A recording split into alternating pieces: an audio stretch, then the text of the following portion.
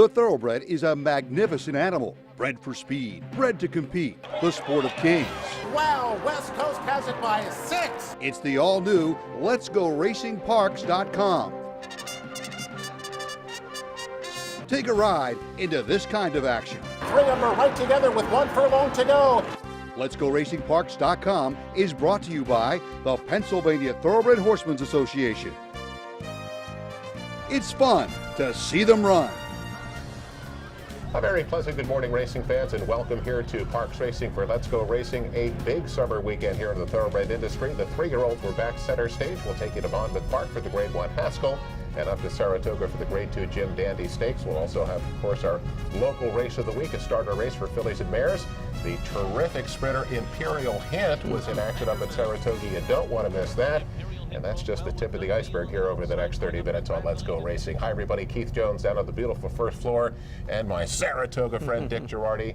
And Dick, a couple of things we want to touch on here at the top of the show. We're just about here at Parks to head into our August break. Right. We're going to race through the weekend, head on to Tuesday the 8th. Okay. And then after that, we're going to take our August break and come back on Saturday, August the 25th. Travers Day. Yep. Smarty Jones Stakes here for 3-year-olds is the final local prep for the PA Derby. And of course, the Travers is a prep for the PA Derby as well. We actually usually don't come back until that Labor Day weekend, but we're going to start a week early. Cool. So again, fans, after Tuesday, you're going to be dark here, but simulcast racing, of course, does continue throughout Yes, the it dark does. time. There will be gambling at Park. And terrific gambling as well. But Dick, also, timing sometimes doesn't do us any favors here on Let's Go Racing. Just after we taped the show last Tuesday, wasn't long before the news came down that you figured, kind of talked about, that Justify his career, unfortunately, is over. Yeah, it was a rocket ship. It was just like, wow. It just happened so fast, 111 or 112 days, depending on how you want to count it, from first start to Triple Crown. And we would have loved to have seen this horse later on this year, because I think he was going to put up some monster performances with proper rest. But unfortunately, an ankle injury, nothing terrible, but just enough to keep him out of training long enough that they weren't going to be able to get a prep race to get to the Breeders' Cup. And look, the economics are what they are, Keith. I think we're talking $65 million. And remember, unlike American Pharoah, whose stud deal was done after his 2-year-old season, and they made a bad deal, as it turned out, because he won the Triple Crown. This horse's stud deal was made as after the Triple Crown, so his value went way up. The insurance numbers were just too big. It's bad for the game. I get the owners. I understand you want to cash in, but what a horse, what a performance over those 6 races. It's unforgettable, but it's the byproduct of the sport. The best horses just don't stay around very long. Meteoric rise to stardom. Yeah, then what's so much fun about having California Chrome around as a 5-year-old a couple of years ago. That was so atypical. The difference is he wasn't particularly well bred. It took a while for people to even believe he was as good as he was. This horse was well bred by Scat Daddy. And regardless of how well you're bred, if you win the Triple Crown, you are a precious gem in this game. Well, Dick, with his departure, we're going to talk about where that leaves the 3-year-olds a little bit later on in the show. But Dick, we talked about the sprinter Imperial Hint. Where is he stabled, by the way? Yeah, he happens to be stabled right across the way here at Parks with our man Louis Carvajal, and just missed winning the Breeders' Cup Sprint last year. In fact, I told Louis the other day, I said I thought he ran the best race of any horse on Breeders' Cup Day that did not win. And didn't win. Well, Dick, we're going to get to those 3-year-old races in just a bit, but because Imperial Hint was at the up at Saratoga, we're going to take a look here at the Grade 1 Alfred Vanderbilt. 6 furlongs is the distance, a $350,000 purse, and Imperial Hint gets bet down to 4 to 5, as you mentioned, trader Louis Carvajal. And Dick, as I was going back over his PPs, with as good as he has gotten, with as fast as he's become, this is only his 2nd Grade 1 start. Yeah, now the Breeders' Cup in this, and again, he won the Breeders' Cup in most years. Roy H just happened to run him down, but yeah, it is interesting. But there's not that many Grade 1 sprints, so they're hard to find, but he found this one, and they're going to find him too. He's coming off a victory in the True North Stakes, and Dick, the second choice is number 1 Switzerland, is 3 to 1 for Steve Asmussen. Dick, he's a really interesting horse. How do you lose your first 7 starts and then not lose? Now he's 4 in a row, and he was a world beater. He was a killer on Preakness Day, but that was the day where you wanted to be near the front anyway, but he took advantage of it. Looked really good. Breaking from that inside post, you expect he's going to have to go. Yes, indeed. But Dick, Imperial Hint is 4-5, and don't blink or you're going to miss it. Here's the call at the Vanderbilt. They're off in the Vanderbilt. Imperial Hint broke well with Dundee on the outside, going up to grab the lead, and Mr. Crow going right with him. Then Switzerland on the inside, Warriors Club, Petrov, and Sweet on the ladies. Up the backstretch they go. Mr. Crow, the leader, taken on by Switzerland from the inside. And now these two hook up as they head to the half-mile pole. Dundee is third, Imperial Hint behind the leaders in fourth, 21.7. They're just motoring right along. Warriors Club is down on the inside, 4 lengths off the lead, and then comes Petrov. Sweet on the ladies is far behind around the far turn. Switzerland is the leader. Mr. Crow is there with Dundee, and Imperial Hint joins them. Here comes Imperial Hint, and he's coming 4 wide toward these front runners. Warriors Club is in behind them, and Petrov on the outside. The half in 44.39 seconds, and Imperial Hint has taken the lead. And under a hand ride, he takes off. He takes off by 5. Javier Castellano has not even asked him to go at all. Oh, what a performance here. Imperial Hint destroys his competition in the Vanderbilt. Well, Dick, Imperial Hint, great day to put in a terrific performance. Draws off to win almost fourth. Again, you get $3.60 to win. Finishes out in 108.98. Number 3, Warriors Club, a 6-to-1 shot, comes on for second. Number 5, Sweet on the ladies, was third. Dick, with as fast as the Imperial Hint is, the thing that amazes me the most is that it doesn't even look like he's trying. No, I mean, it's so effortless. Yeah, Javier Castellano, who wrote him, said he could have won by 10. Wasn't the point. 108.98. A lot of people that watched it thought he could have threatened the track record. Keith, I think you and I would agree the greatest sprint performance we've ever seen here was Imperial Hint and the Don Levine last year on Labor Day. It was just awesome. Well, it kind of looked the same, except that was the Don Levine. This was a grade 1 stake at Saratoga, and he just ran away from these horses. And boy, I mean, Louis is a great guy, and Mr. Mamone, who is here pretty regularly, has run horses here for years. They're all first grade 1s for the horse, the trainer, the owner, obviously not the first one for the jockey. And look, they're going to try to get back to the Breeders' Cup Sprint again. This time it won't be in Roy Age's backyard in Del Mar. It'll be at Churchill Downs. They'll have 1 race between. I don't think they're going to be able to get the Levine. I don't even know if they're having it. They'll be able to get it to Phil. It sounds like you'll probably go to the DeFrancis on September 15th at Laurel, or the Vosburg September 29th at Belmont. DeFrancis will be better timing-wise, given 6 weeks since and 6 weeks until. But this is some fast racehorse. Right now at Parks, the fastest racehorse in America is over in the stable area. And Dick, I know it's different kinds of speed, but when you look at Justify, just an enormous animal. Imperial Hint, if you put Imperial Hint next to Justify, it'd be like Will Chamberlain and Muggsy Bogues. Well, yeah, if he was on the other side of him, you wouldn't see it. I mean, he's that tiny. He looks like a stable pony. I mentioned that to Louis. I said, Louis, he says, but his heart is really big. And I said, when did you know this was a really good horse? And I wrote about it on letsgoracingparks.com this week. He said, the first time I ever worked him. He says, I don't want to be cocky, but he knew immediately. I mean, some horses just tell you. He told him, and he's been telling him ever since. And the good news is he's as good now as he's ever been. That was a 108 buyer on Saturday. Without even trying. This is some racehorse. And Dick, as you mentioned, you just read a story. LetsGoRacingParks.com. You want to read about Imperial Hint. And watch the race again. It'll be right there. Of course, we're showing it here. Well, Dick, let's get to our first break. We come back here on Let's Go Racing. We have our local race of the week, and then we'll get to the 3-year-olds. Where are the 3-year-olds right now? We'll talk about that when we come back after this. And they're off in the Betfair.com Haskell Invitational. Roaming Union is sent hard. Parks Racing is the perfect place for family fun. Hear the thunderous sounds of the thoroughbreds racing down the stretch from our picnic road. Or you can get up close and personal trackside for excitement you will never forget. Parks Racing is a great place to meet up with your friends. It's all about action and hopefully picking a few winners. Many of the same horses on the Triple Crown Trail will be heading to Parks Racing in the fall for the $1 million Pennsylvania Derby, right here at Parks Racing. It's fun to see them run. What does Chapman's 7 locations and 10 car brands mean to you? It means a huge selection of quality pre-owned vehicles, all makes and models, many one-owner, low-mileage certified with miles of factory warranty remaining. Safety checked, meticulously detailed, and each come with a free Carfax report so you can buy with complete confidence at any Chapman Auto store near you. Or shop online anytime at ChapmanPreowned.com. If our emblem is not on your car or truck, you probably did pay too much.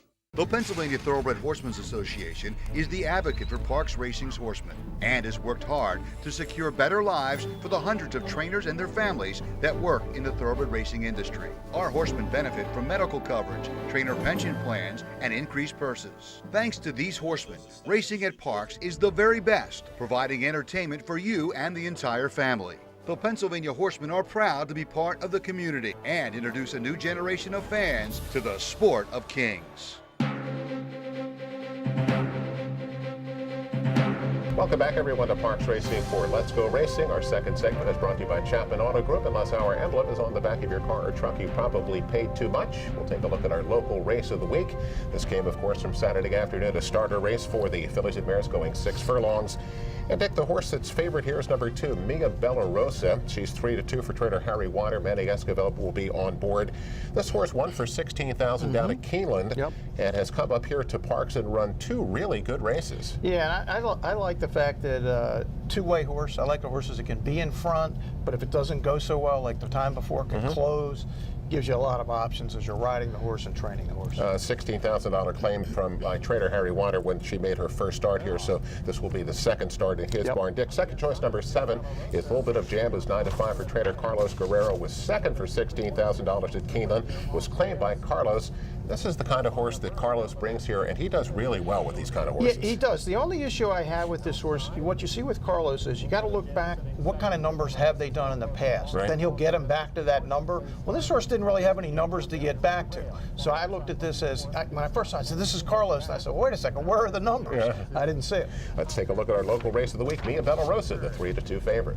They have 3/8 to go. Aussie Mist on the outside, draws even with 10 and length. They're now headed in for the lead. 3 wide, it's a little bit of jam, stuck out there far wide looking for a new spot. Right now, Blaze Star has nowhere to go. Also in behind horses Mia Bella Rosa. And at the back of the pack, the trailer still Rapides.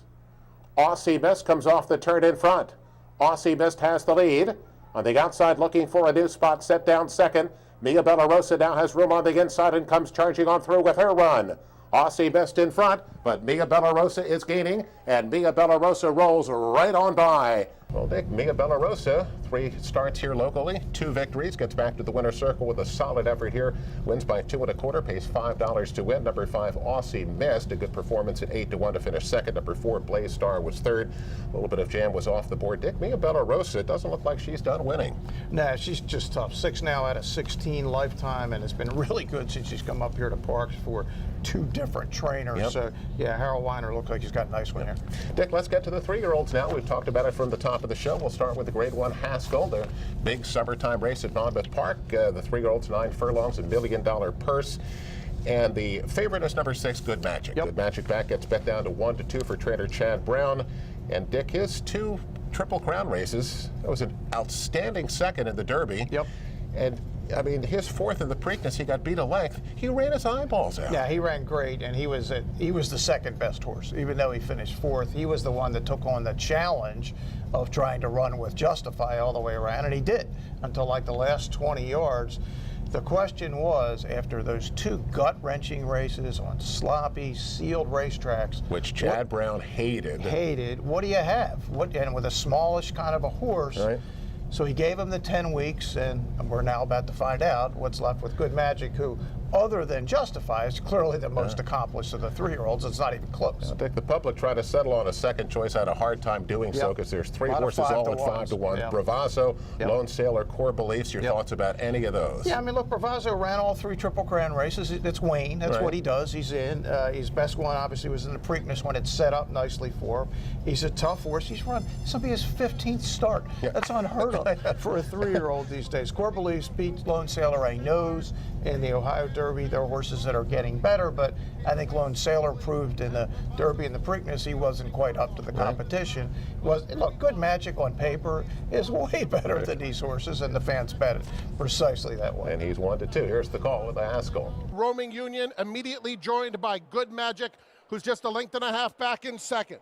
Bravazzo is down at the rail in third, and the New Jersey bred Golden Brown fourth, 4 lengths off the lead as they make their way onto the backstretch. Navy Commander is steadying while dropping back. He was just passed by Lone Sailor, and Core Beliefs is at the back, about 10 lengths off Roaming Union, who's clear by 2.5 lengths with 5 furlongs to run. Good Magic gets a beautiful trip in second, and Bravazzo's a length and a half behind him, third, Golden Brown fourth. Lone Sailor making some progress along the rail. Outside of him, Navy Commander and Core Beliefs is at the back. Into the far turn, Roaming Union's been there every step of the way. Good Magic moving in now effortlessly, and Good Magic comes to collar him around the far turn. Lone Sailor on the inside of Bravazzo, then Golden Brown. Core Beliefs is behind them. Navy Commander far back as Good Magic takes control with 1/4 mile to go. He opens up a 3-length lead on Bravazzo. Core Beliefs hugs the rail and is running a good one on the inside of Lone Sailor. There's an 1/8 mile to go, and Good Magic's clear by 4. Bravazzo and on is second, but the champ is back. Good Magic in a good-looking performance cruises home in the Betfair.com Haskell Invitational. He broke really well, put me into a good position, relaxed really well in the backside, and when I asked him to go get into the 3/8 pole, he responded really well. I know I had it. How comfortable did you feel turning for home at that point? Looked like a lot of horse under you. Yeah, very comfortable, very comfortable. I mean, great job by Chad having him ready after a 10-month layoff, and just appreciate the opportunity they gave me to ride this amazing horse. What's the difference you see in this horse from maybe his last race to today and his powerful performance? He's much stronger, much mature, and I think it's going to help in the future. He was training really well coming into the race, and I was excited to get him back to the races. You know, after the Preakness, he needed a little time to recover, so we were patient with him, and the horse really responded. Every week he got stronger, put his weight back on. His last couple of works in particular were very sharp. I felt pretty good during the race. After he broke clean, I was able to put him in a good spot, and from there the horse really showed up today. Well, Good Magic made short work of what maybe wasn't the best Haskell field we've seen in a while. Good Magic ends up winning by 3 lengths at the end, pays $3 to win. Number 5, Bravazzo second. Number 1, Lone Sailor was third. And Good Magic, the 2-year-old champ, without Justify, it's hard to imagine what he might have done so far this year. Yeah, I mean, he easily could have won in a normal year, the Derby and the Preakness. He ran winning races in both. He just happened to run up against an all-timer. This race was over at the 3/8 pole. It was interesting. Jose Ortiz just had that perfect position behind a no-hoper in front. Bravazzo started to ease up next to him, got almost to his flank, and like, boom, he opened up 5 lengths and the race was over. 98 buyer for Good Magic. Chad said the Travers will be next on August 25th. Right. He also said about Parks and the Pennsylvania Derby, he said, look, if we're not quite ready, we'll wait for Parks. He didn't say that he wouldn't run in both either. Right. Obviously, there's going to be a bonus situation if he wins the Travers. Haskell and Travers winner, 100,000 to the trainer, 100 to the owner, just for showing up in Parks. Right. So something to think about. But we know he's going to run in the Travers, which is going to be, we'll talk about, it's going to be a really fun race. A showdown for the rest of the 3-year-olds. The champ's already been determined. Well, Dick, the Jim Dandy was up at Saratoga, and we've talked about this all the time. Why do you have the Jim Dandy and the Haskell on the same weekend? And the Curlin on Friday. I mean, come on. You could have how many all of 3-year-old these races can really. we have? So we end up with 5 runners at 9 furlongs again, a $600,000 purse. Number 5, Vino Rosso, 6-5 for trainer Todd Pletcher. Pretty much no hope at all in the Derby. Yep. Dick, in the Belmont Stakes, was really in good position, but then got to the stretch and didn't go on. Yeah, I think what happened was Johnny V realized he had to take a shot at Justify earlier than maybe he wanted to. He tried to win the race, and it ended up probably costing him second or third. He finished 4th and set it up for the Gronk to come closing up the rail. And mess with all of us. Yes. Number 2, Tenfold, the second choice, 8-5 for trainer Steve Asmussen, and his claim to fame so far is 3rd, beaten 3/4 of a length of the Preakness Stakes. Yeah, he was good that day at 26 6-1. But again, the race set up. There was that speed duel up front. You're supposed to close.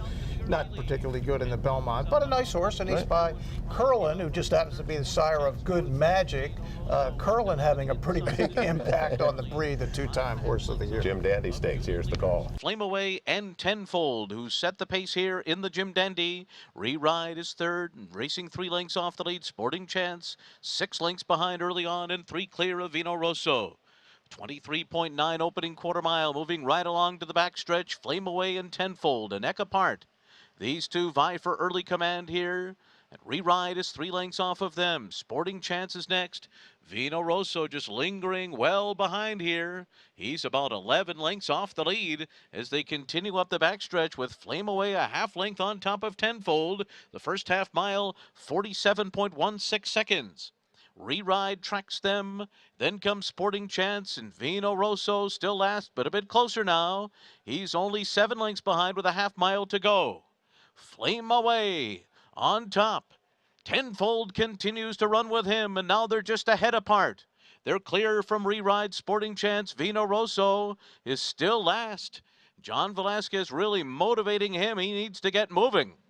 3/4 up in 111.88 seconds, and they're coming to the top of the stretch. Flame Away put to a drive by Jose Ortiz as Tenfold ranges up alongside. Re-Ride is trying to get involved too. Vino Rosso still well behind as they come to the final furlong, and Tenfold takes charge. Ricardo Santana Jr. and Tenfold have taken the lead, moving away from Flame Away. Vino Rosso kicking it in late. Tenfold is bearing out through the stretch, but Tenfold will win the Jim Dandy. Well, Tenfold prevails in the Jim Dandy Stakes, ending up winning here by 3/4 of a length. Number 1, Flame Away, who was the pacemaker, held tough, as he usually does, but it doesn't quite get to the winner's circle. Vino Rosso closes too late for third. The time, Dick, they didn't even break a minute 50, 150.49. 93 buyer. It looked bad. It was bad. This was not a good race. Vino Rosso looked like he was closing at the end. I think the horses in front of him were just collapsing. I don't like any of these horses in the Travers. It's interesting. Flame Away finished second. Mark Cassidy said, we're out of the Travers. Not only are we out, we're bringing our Wonder Godot filly from Canada, who's won the first 2 legs of the Canadian Triple Crown. She'll be the first filly to run in the Travers since 1979 and the great Devona Dale. Well, Dick, let's talk about the 3-year-olds now for just a moment. Sure. Back at Kentucky Derby time, there was a lot of talk about how talented and how deep the 3-year-old division was. As we've moved through the season, obviously Justified, but he's not there anymore. Almost none of these horses can get out of the mid-90s in their buyer numbers. Is this group any good? Yeah, it's not like I thought it was going to be, not like either of us thought it was going to be. Maybe Justified just took all the heart away from all of them because he just ran them out every race. I do think that Good Magic's legit. I mean, he's never run a bad race. He got up to 100 buyer. Maybe he's got a forward move left in him now with some time between races. I thought his Haskell was terrific. I thought he was really good. But he didn't beat anybody. No, he beat nothing. No, I agreed. And Hofberg ran in the Curlin. He got 100 buyer, looked good doing it, and Belmont's horses are always better later in the season. So to me, on paper, the Travers is Good Magic and Hofberg for champion of the second half of the year. The champion of the whole year. It's over. Dick, let's get to our next break. We come back here on Let's Go Racing. We have our weekly awards and some more great action on race recaps, so stay with us. We'll be right back after this.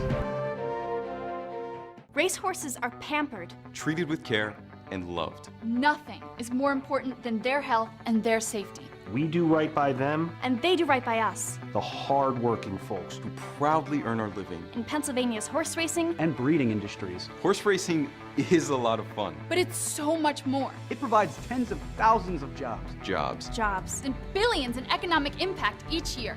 All across the Commonwealth. Horse racing in Pennsylvania. It's a winner.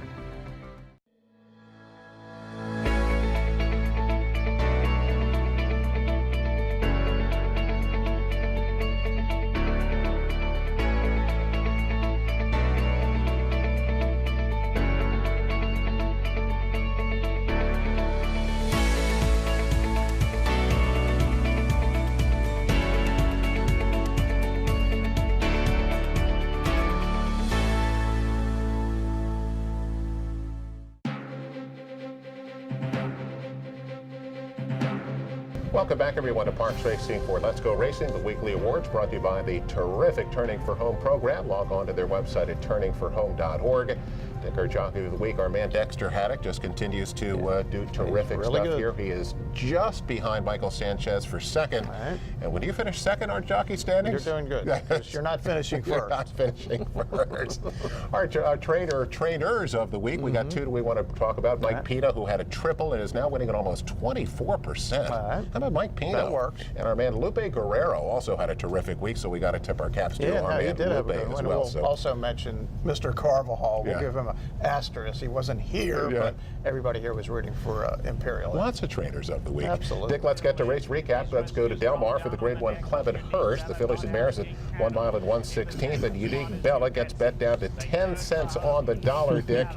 And Dick, La Force is closing. What's it is closing, but it looked like Mike Smith has it measured. And now we just mentioned that Imperial Stable here is the fastest horse in America. Right. Well, the fastest Pennsylvania bred in America, you just saw it. Unique Bella, she's now 9 for 12 lifetime. And obviously, I think, remember last year they ran in that Breeders' Cup Filly Mare Sprint? I gotta think that Jerry might be thinking about that Breeders' Cup Distaff at Churchill this year. We'll see. $2.20 to win on Unique Bella. Dick, up to Saratoga for the Grade 2 Bowling Green, 1 mile and 3/8 on what was a soft turf course. And Dick, number 5, Glorious Empire at 22-1 has been there the whole way. Here comes Chattelmaker at 5-1 with a late bid on the outside. And Dick, they're going to hit the wire. Split them for me. You got the call here. Can't do it. Looked like a dead heat to me. It is a dead heat. Oh my gosh. Yeah, with the 22-1 and the 5-1 James Lawrence with that 22-1, and boy, what brutal beat. Oh my Horses gosh. in front the whole way, and then Channelmaker with my man Bill Mott, who's off to a flying start. The dead heat action in the Bowling Green. And Dick, finally, it's back out to the West Coast. The Grade 1 Bing Crosby, 6 furlongs here for $300,000. And Roy H., who beat Imperial Hint last year, is the 6-5 favorite. But Dick, when was the last time number 5, Ransom the Moon, won? Yeah, the last time when he beat Roy H. in the Bing Crosby. In this race a year ago, when Roy H. got impeded by a loose horse. Yeah. It's the only race Roy H. lost all year. Ransom the Moon's a pretty significant winner, but this is only a 100 buyer. Right. Imperial Hint is way faster than these horses this year. Roy H. of 2017 is not the Roy H. of 2018. Right now, Imperial Hint is at the head of the sprint class in the country. Ransom the Moon off the pace and pays $11.60 to win. Dick, Eye on Racing, and later today here, we're going to have a stake race. The first running of the Jose Flores Memorial. Yeah, it's been since March that we lost Jose. Nobody will ever forget him. This is a way to celebrate his life. And we got some really good 3-year-old fillies in this race for $100 grand. Dick, I can't imagine the presentation of the winner's circle is not going to be emotional. So the Jose Flores later. Nationally, how about the Whitney, the test up at Saratoga? And who's going in the Whitney? Yeah, the Whitney, Discreet Lover, our man Uriah St. Louis, another story I have up on the website, letsgoracingparks.com. If he wins it, he's in it. Heading for the Breeders' Cup. He'll be a long shot, but he always is. But who knows? Yeah, absolutely. Get Uriah home. Dick, let's get to our final break. Wrap it up with news and notes. Be right back after this. Looking to join the thrill and excitement of thoroughbred racehorse ownership? Pewter Stable can get you started.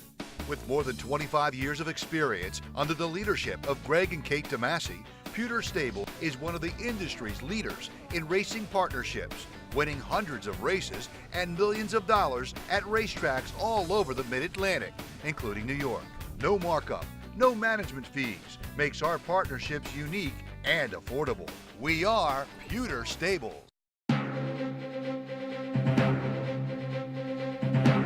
Welcome back, everyone, to Parks Racing for Let's Go Racing. Final segment, news and notes, brought to you by Pewter Stable. Log on to the website at pewterstable.com.